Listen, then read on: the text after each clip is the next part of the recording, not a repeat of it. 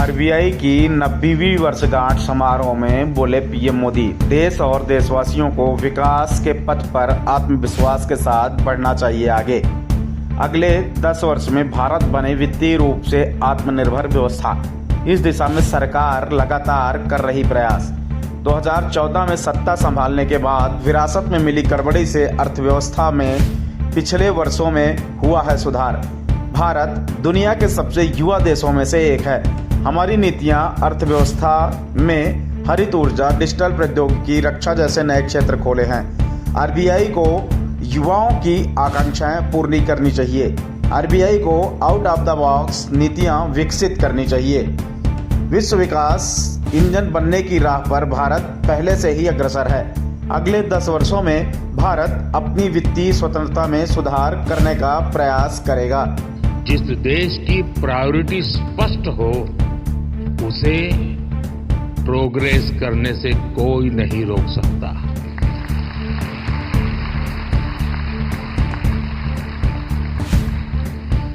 हमने कोरोना के दौरान फाइनेंशियल प्रूडेंस की चिंता भी की और सामान्य नागरिक के जीवन को भी सर्वोच्च प्राथमिकता दी। यही वजह है कि भारत का गरीब, भारत का मिडिल क्लास उस आपदा से उबरकर अब अर्थव्यवस्था को गति दे रहा है। दुनिया के बड़े बड़े देश जहां अभी तक उस झटके से उबरने की कोशिश कर रहे हैं, वहीं इंडियन इकोनॉमी नए रिकॉर्ड बना रही है।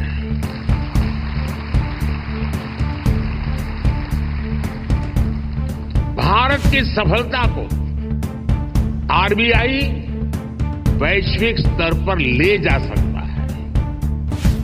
इन्फ्लेशन कंट्रोल और ग्रोथ में एक बैलेंस बनाना किसी भी डेवलपिंग कंट्री की बहुत यूनिक जरूरत होती है। इससे निपटने के लिए कौन कौन से मॉनेटरी टूल्स हो सकते हैं, इसके बारे में सोचना बहुत आवश्यक है। आरबीआई इसके लिए एक मॉडल बनकर ग्लोबल लीडरशिप की भूमिका निभा सकता है।